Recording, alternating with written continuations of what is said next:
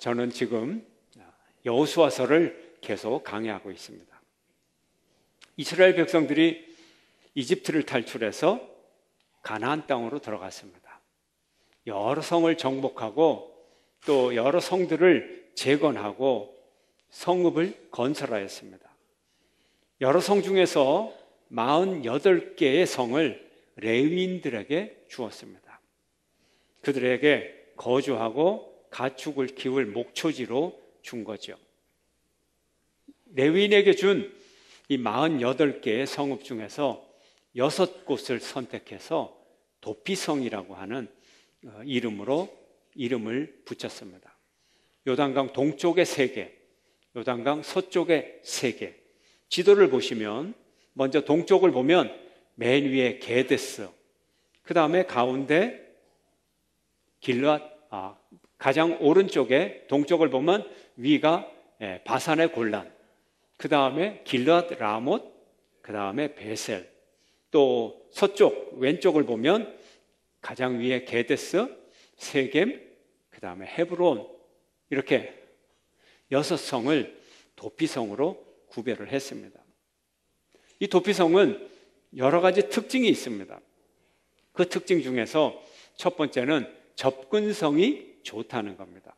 아까 지도를 보면 6개의 성이 지도에 아주 골고루 이렇게 흩어져 있는 모습을 보았을 거예요. 북쪽에 몰려 있다든지 남쪽에 몰려 있다든지가 아니라 상, 중, 하 아주 골고루 퍼져 있어요. 이것은 이스라엘 전역에서 40km 내지 50km 떨어진 곳. 그래서 어떤 곳에서든지 간에 아주 가까운 거리에 있어서 하루길 안에 도달할 수 있는 가까운 거리에 성을 두었다는 거죠. 그뿐만이 아니라 이 성에 도달하는 길을 14m 이상의 길로 만들었다는 거예요. 오늘날에도 14m의 길이면 굉장히 넓은 길이에요. 아주 좋은 길이에요. 그 당시 고대 사회에 14m 이상의 길. 그래서 걸어서 오더라도 편하게 올 수 있고, 마차를 타든지 말이나 나귀나 노새를 타고 오더라도 아주 편하게 올 수 있는 길을 닫고, 그 다음에 헤매지 말라고 이정표를 반드시 아주 친절하게 도피성에서 이정표를 반드시 편리하게 붙여 놓았던 것입니다. 접근성이 좋았고요. 두 번째로 문을 24시간 개방했습니다. 모든 성문은 문 닫는 시간이 있고 문 여는 시간이 있어요. 그래야 도둑도 잡을 수 있고 경비를 서는데, 이 도피성은 24시간 문을 열어놓았습니다. 누구든 언제든지 찾아올 수 있는 그런 곳이라는 거죠. 누구든지 오늘날에도 그리스도의 품을 찾아 나서는 사람, 그를 위하여 하나님은 그 품을 활짝 열어놓으셨어요. 예수님은 말씀하십니다. 내게 오는 자는 결코 내가 내쫓지 아니하리라. 세 번째 도피성의 특징은 이스라엘 백성들뿐만 아니라 이방인들, 객을 위해서도 마련이 되었다는 겁니다. 누구든 들여옵니다. 이스라엘 백성, 이방인들, 그 누구도, 그 어떤 직업도, 남자든 여자든 인종에 관계없이 누구든 찾아올 수 있는 곳입니다. 도피성이라고 했는데, 그러면 이 도피성은 무슨 이유로 만들었을까요? 무슨 이유로 만들었을까요? 여기 중요한 단어가 등장합니다. 피의 복수자, 고엘, 보복자, 보수자, 복수자, 원수 갚는 자. 이 단어가 아주 중요합니다. 사람이 지은 죄 중에서 가장 무서운 죄는, 큰 죄는 살인죄입니다. 살인죄에 따르는 형벌이 가장 무거울 수밖에 없습니다. 그래서 고대 법에 의하면 살인죄의 형벌은 사형입니다. 피해 값으로 그 값을 치러야 되는 것입니다. 또한 고대 사회의 특징 중에 하나는 가족이나 친척이 죽음을 당하면 반드시 복수를 해서 죽은 자의 영혼을 위로해야 하는 그런 습관이 있어요. 죽은 자에 대한 예우, 그것은 반드시 복수를 해주는 거예요. 그래서 죽은 사람의 가장 가까운 남자 친척, 그 사람이 이제 이 살인에 대한 복수를 해줄 책임을 지게 되는 거예요. 의무가 있게 되는 겁니다. 그래서 오늘 우리 본문처럼 피의 보복자가 되는 것입니다. 근데 피의 보복자를 원어로 보면요, 고엘이라 그래요. 고엘, 피의 보복자. 고엘, 그러니까 여러분들이 또 기억이 나실 거예요. 그거 많이 들어본 단어인데 언제 들었습니까? 룻기 강해할 때 들었어요. 룻의 고엘이 누구죠? 보아스. 예. 이게 무슨 의미인가? 룻기에서는 이 고엘이란 단어가 기업 물을 자 이렇게 번역이 됐어요. 기업을 물을 자, 빚을 갚아주는 자, 이게 고엘이었어요. 근데 똑같은 단어가 오늘 피의 보복자다 이렇게 번역이 되었어요. 같은 단어입니다. 피의 보복자, 기업 물을 자, 같은 단어예요. 그럼 무슨 의미를 가지고 있죠? 무슨 의미를 가지고 있죠? 고엘이 룻기에서처럼 기업과 혈통과 빚을 갚아주는 역할도 하고, 또 오늘 본문처럼 억울하게 죽은 친척을 대신해서 복수자의 역할도 한다. 이게 고엘의 역할인 것입니다. 고엘은 빚도 갚아주지만 복수도 갚아주는 존재, 채무도 갚아주고 권리, 체벌을 대신해주는 존재, 이 존재가 고엘인 것입니다. 사람이 저지를 수 있는 범죄 중에서 가장 큰 죄가 살인인데, 이 복수를 마음대로 하도록 사람을 죽이도록 한다면 그 사회가 어떻게 되겠어요? 얼마나 큰 혼란에 빠지겠어요? 그래서 적어도 살인에 대한 보복에 대한 규정은 아주 엄밀하고 아주 구체적인 규정이 있어야 된다는 것입니다. 만약에 사람들이 감정에 치우쳐서 복수를 하기 시작하면 이 복수가 부정당한 복수가 될 것이고, 억울한 사람이 또 복수를 하고 그 억울함을 또 갚으려고 그러고, 그러면 복수가 복수를 남는 끝없는 복수가 이어지는 그런 사회가 될 거예요.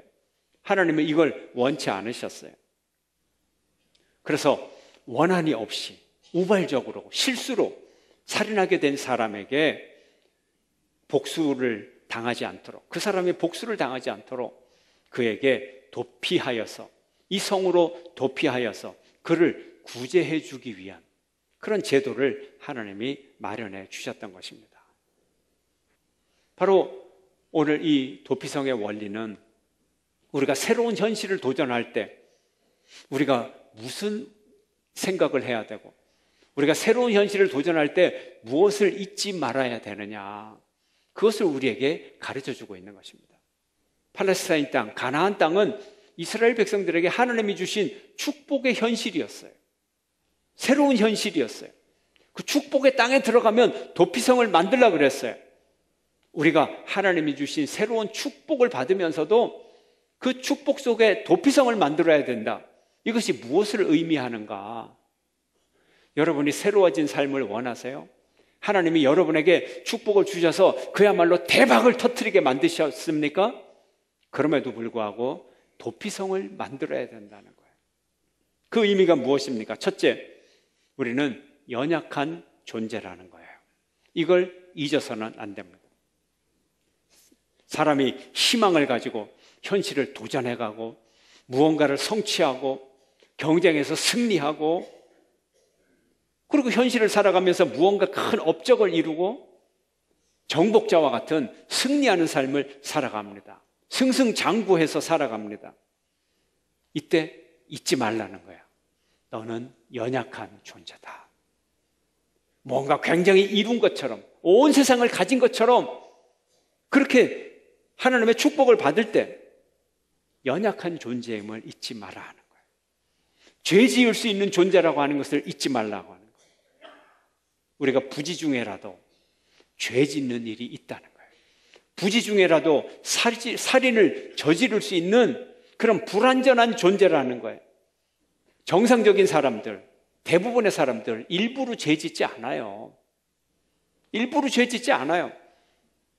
아무리 죄를 지어도 자기를 합리화할 수 있는 무언가가 있을 때 그것에 의지하여 죄를 짓고, 그리고 부지 중에 짓는 죄가 훨씬 많습니다. 부지 중이라고 하는 것은 과실로, 실수로, 알지 못한 채, 우리가 권력을 가졌을 때, 힘이 있을 때 이게 옳은 거야, 자기가 올바르다고 판단하고 그러나 그것이 올바른 것이 아니라 오만과 편견임을 알아야 한다는 거예요.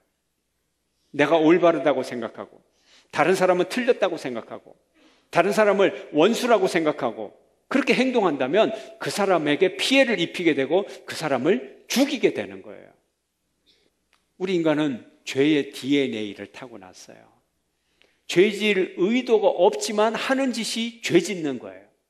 자기는 옳은 얘기라고 하는데 남에게 상처 주고, 자기는 옳은 얘기라고 하는데 그게 남에게 대한 비방이 되는 거고 모욕이 되는 거고, 죄의 DNA 때문에 그래요. 의도 안 해도 죄를 지어요. 생각 안 하고 말했는데 그게 죄를 짓는 거예요. 죄로 물들어 있기 때문에 움직일 때마다 죄 냄새가 나는 거예요. 만지기만 하면, 접촉만 하면 죄가 묻어나오고, 만지는 것마다 죄로 오염되고 죄 냄새가 나고 죄의 모습을 갖는 거예요. 주부들이 요리를 하면서 손을 자주 닦아요. 여러분, 참기름병, 참기름병. 어떤 분은 참기름이라고 그러는 거예요. 이 참기름병, 항상 이게 아무리 잘 따라도 흘러나와요. 손에 묻게 돼 있어요. 이 참기름 묻은 손으로 만지기만 하면 웬 참기름, 딱 한 방울도 안 되는 참기름이 왜 그렇게 많이 묻는 거야? 왜 그렇게 많이 묻는 거야? 이게 죄와 같아요. 이게 죄와 같습니다. 우리는 연약한 존재예요. 의도하지 않았지만 다 죄로 물들게 만드는 거예요. 두 번째, 피해 복수자가 되지 말라. 우리가 새로운 현실, 하나님의 축복의 현실을 붙잡을 때 힘이 있다고 복수하지 말라는 거예요. 복수가 복수를 부르는 그런 현실이 되어서는 안 된다는 거예요. 지금 우리나라 사람들 마음속에 증오와 미움이 얼마나 가득 차 있는지 몰라요. 자기와 별로 관계가 없는 연예인들을 향해서 얼마나 그렇게 욕설을 퍼붓고, 그거 다 실형 선고 받아야 돼. 벌금 그냥 500만 원, 100만 원씩, 1000만 원씩 받아야 돼, 진짜. XX 한마디 하면 벌금 1000만 원씩 받아야 돼요. 인터넷에서 연예인을 향해서 이렇게 하면 그거 다 1000만 원, 2000만 원씩 벌금 내리면 우리 세금 올리지 않아도 돼요. 그걸로만 다 해도. 여러분, 청원운동 하세요, 그거. 우리 세금 좀 적게 내고 삽시다. 증오와 미움이 가득 차 있어서 그냥 물불을 안 가리고 아무 대상에나 그냥 배설물 받듯이 얘기를 하는 거야. 이게 뭐 때문에? 죄 때문에, 죄 때문에. 근데 본인 보고 당신 왜 이렇게 험담을 했어? 그러면 자기는 그냥 했다는 거예요.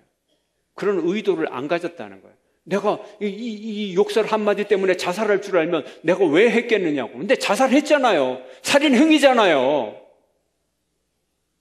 술김에 했습니다. 살인 행위잖아요. 우리가 바라는 현실이 뭐예요? 평화의 현실이고 화해의 현실, 이런 세상을 우리는 꿈꿔요. 한반도에 새로운 세상이 열린다면 어떤 세상이 되겠어요? 핵무기 가지고 더 세게 한번 전쟁해 볼까요? 그런 현실을 원하십니까? 복수의 복수를 원하는, 복수가 복수를 낳는 그런 세상이 아니고, 전쟁이 그치고 화해하고 평화로운 세계가 열리는 것, 이것이 새로운 현실이 되는 거예요. 과거의 현실에서 하던 짓과 똑같은 짓을 하면 안 돼요. 이집트에서 하던 나쁜 짓, 광야에서 하던 나쁜 짓, 하나님이 새로운 가나안 땅을 주셨는데 그곳에 가서는 멋지게 살아야 돼요. 축복되게 살아야 돼요. 복수 안 하고 평화롭고 아름답게. 근데 그곳에 들어가서 보복이나 하고 있고, 그러면 안 되잖아요. 피해 복수자가 되지 말아야 됩니다. 시편 기자는 94편에서 이렇게 말합니다. 함께 읽겠습니다.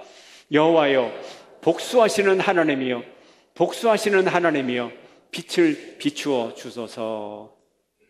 여기서 복수하시는 하나님이여, 복수하시는 하나님, 두 번이나 반복을 합니다. 오타가 아니에요. 오타가 아니에요. 왜 복수하시는 하나님 이름을 두 번 부를까요? 이게 딱 두 번이 아니죠. 성경에서 두 번 반복하면 한 2000번 반복하는 거죠. 복수하시는 하나님 왜 부를까요? 하나님 복수해 주세요 그러는 거예요. 하나님 복수해 주세요. 제발 좀 복수해 주세요. 정말로 복수해 주세요. 꼭 복수해 주세요. 미치고 환장하겠습니다. 복수해 주세요, 하나님. 복수 꼭 해야 되겠는데 하나님이 복수해 주세요. 이렇게 지금 외치는 거예요. 얼마나 억울한 일을 당했으면, 얼마나 복수가 뼈에 사무치면 하나님 앞에 이렇게 기도하겠어요. 근데 이 기도가 모범답안이라는 거예요. 억울한 일을 당했는데 복수하기 싫은 사람이 있겠어요? 미움이 없는 사람이 있겠습니까? 인간이? 너무 미워요. 너무 미워. 복수하고 싶어요. 정말. 그대로 갚는 정도가 아니고, 이에는 이를 갚으라 그랬는데 이에는 이가 아니라 이빨 하나 빠졌는데 그놈의 이빨은 그냥 전부 다 뽑아버리고 싶어. 이게 인간의 억울한 마음이에요. 1대1로 갚는 게 아니에요. 1대100으로 다 갚고 싶어요. 정말. 지금 그거를 기도하고 있는 거예요. 하나님 앞에. 이게 하나님의 뜻이에요. 네가 억울한 일을 당해도 나는 네가 복수자가 되는 걸 원치 않아. 네가 비록 피를 흘려도 네 손으로 그 사람에게 또 피를 흘리는 거 나 그거 원치 않아. 네가 억울한 폭력을 당해도 네가 폭력으로 맞서는 거 나 원치 않아. 내가 복수하는 하나님이야. 내가 복수하는 하나님이야. 내 이름이 복수하는 하나님이라고. 네가 그걸 하지 마라. 하나님의 형상으로 지어진 우리 인생은 복된 존재입니다. 복수가 또 다른 복수를 낳고 상처가 또 다른 상처를 낳는 것, 이거 하나님이 원치 않으세요. 이거 자체가 죄악이기 때문에, 죄악의 결과가 바로 인간의 폭력인데, 인간이 폭력으로 폭력을 또 갚는다면 또 다른 죄악을 낳기 때문에 하나님이 이걸 원치 않으세요. 그래서 하나님은 히브리서에서 이렇게 말합니다. 함께 읽겠습니다. 원수 갚는 것이 내게 있으니 내가 갚으리라. 원수 갚는 것이 내게 있으니 내가 갚으리라. 누가 갚는다고요? 하나님이 갚으시리라. 여러분, 하나님이 원수 갚으면 잘 갚겠어요? 내가 갚으면 잘 갚겠어요? 하나님이 갚으면 훨씬 더 잘 갚겠죠. 확실하죠. 나는 복수하고 싶어도 못할 때가 있어요. 하나님께 맡기라는 거예요. 그래서 예수님은 보복 자체를 하지 마라. 생각조차 하지 마라. 이렇게 말씀하셨어요. 산상수훈 함께 읽습니다. 또 눈은 눈으로 이는 이로 갚으라 하였다는 것을 너희가 들었으나 나는 너희에게 이르노니 악한 자를 대적하지 말라. 누구든지 내 오른편 뺨을 치거든 왼편도 돌려대며. 눈은 눈으로 이는 이로 갚으라 했는데 이것조차도 하지 마라. 악한 자를 아예 대적하지를 말라. 오른편 뺨을 때리면 왼편으로 돌려대라. 그 다음에 생략된 얘기가 뭐예요? 아까 히브리서 말씀. 생략된 얘기가 뭐예요? 내가 갚으리라. 내가 갚을게. 그러면요, 이게 내가 자꾸 맞으면 맞을수록 상대방은 벌이 더 많아지는 거예요. 그죠? 오른편 뺨을 때렸어요. 또 때려. 그럼 뭐예요? 이거 굉장히 잔혹한 행위가 되는 거예요. 이게 가해 행위가 되는 거예요. 피해 행위가 아니라. 그래, 너 죄를 한번 더 쌓아봐. 너 예수님한테 한 대 더 맞아봐. 그래, 또 때려. 때려봐. 너 더 맞을 거야. 그러니까 맞으면 맞지만 맞으면서 이미 뭘 하고 있어요? 복수를 다 하고 있는 거예요. 다 하고 있는 거예요. 그래서 사도 바울은 원수를 뭐라고 대접하라고요? 뭐로 대접하라? 대적하지 말고 사랑으로 갚으라. 사랑으로 갚으면 뭐 하는 것과 같다? 원수의 머리에 숯불을 올리는 것 같다. 이게 양면이 있는 거죠. 그죠? 사랑한다고 하면서 그래 사랑합니다 숯불을 딱 올리면 이런 복수가 어디 있어요? 이런 완벽한 복수가 어디 있어요? 예. 사랑, 죄악에 사랑으로 응답하는 것이 숯불을 머리에 올린다는 거예요. 숯불이라고 하는 것은 정말 가학행위로 갚겠다는 의미가 아니고 완전한 승리, 이긴다. 그런데 내가 숯불로 네 머리에 얹는 것 같지만 내가 그것까지도 봐줄게. 이런 여유 있는 마음이 생긴다는 거예요. 누구가 복수해 주니까? 하나님이 복수해 주고 예수님이 복수해 주기 때문에 그렇습니다. 예수님은 최후의 심판자입니다. 모든 죄악을 다 심판하십니다. 그러므로 그 원수가 나를 억울하게 괴롭힌 이 모든 일을 예수님이 바라보고 계시는 것입니다. 세 번째, 십자가만 의지해야 됩니다. 우리가 아무리 새로운 현실을 향해 나가도 그곳에 역시 죄가 있고, 역시 나는 죄 지을 수밖에 없는 연약한 존재고, 역시 나는 죄 지을 수밖에 없는 악한 존재라면 내가 하나님의 그 어떤 축복의 세계에 들어가더라도 나는 십자가를 붙들어야 되는 거예요. 내가 의지할 분은 십자가, 예수님밖에 없어요. 그 외에는 없어요. 베드로는 예수님 외에는 우리를 구원할 만한 다른 이름이 없다 그랬어요. 요한복음 11장 25절은 이렇게 말합니다. 함께 읽습니다. 시작. 예수께서 이르시되 나는 부활이요 생명이니 나를 믿는 자는 죽어도 살겠고. 아멘. 우리에게 다른 피난처는 없어요. 우리에게 다른 피난처는 없어요. 예수님은 스스로 모든 인류의 죄를 감당하기 위하여, 십자가에 못 박히기 위하여 이 세상에 오셨습니다. 죄 지은 영혼이 도피성으로 피하기만 하면 구원을 얻듯이 우리가 예수님의 품에 안기기만 하면 우리는 구원을 받는 것입니다. 예수님이야말로 참된 도피성입니다. 참된 도피성은 예수님밖에 없습니다. 하나님은 진정한 도피성, 영원한 도피성, 그 예수님의 십자가를 우리에게 보여주셨습니다. 누구든지 와서, 누구든지, 세리든지 죄인이든지 창녀든지 차별 없이 구원받을 수 있는 생명의 길을, 도피성을 열어주셨던 것입니다. 이스라엘 백성들, 가나안이라고 하는 하나님이 주신 새로운 현실, 축복된 땅에 들어가서도 그들은 죄 짓는지도 모르면서 죄를 지었어요. 일상생활에서 그냥 죄를 지었어요. 오늘날의 우리가 하나님의 새로운 은혜를 받았을지라도 여전히 죄 짓는 존재. 그래서 우리는 여전히 예수님이 필요한 것입니다. 우리의 사악함을 멈추게 할 예수님의 도움이 필요합니다. 우리의 연약함을 붙들어줄 예수님의 도움이 필요합니다. 우리는 용서받은 존재예요. 은혜로 용서받은 존재가 어떻게 남을 정죄하며 복수하며 살겠습니까? 아들을 죽이시면서까지 우리를 살리셨는데, 우리가 그런 존재인데 우리가 또다시 피를 흘리고 또다시 보복을 하고 또다시 억울함을 만들어내는 그런 존재로 살아갈 수가 없는 것입니다. 하나님은 우리 삶에서 피 흘림을 원치 않으세요. 용서와 사랑을 통해서 복수가 복수를 낳는 악순환을 끊어버리기를 원하시는 것입니다. 모든 사람이 하나님의 은혜 속에 들어가기를 원하시는 것입니다. 우리는 스스로 포악한 존재임을 시인하고, 스스로 나약한 존재임을 인정하고, 화해와 평화와 포용의 세상을 열어가야 될 것입니다. 이것이 하나님이 우리에게 주시는 새로운 현실이고, 새로운 현실 속에서 살아가야 할 우리의 복된 태도인 것입니다. 여러분 모두가 이런 축복을 받으시기를 주의 이름으로 축원합니다.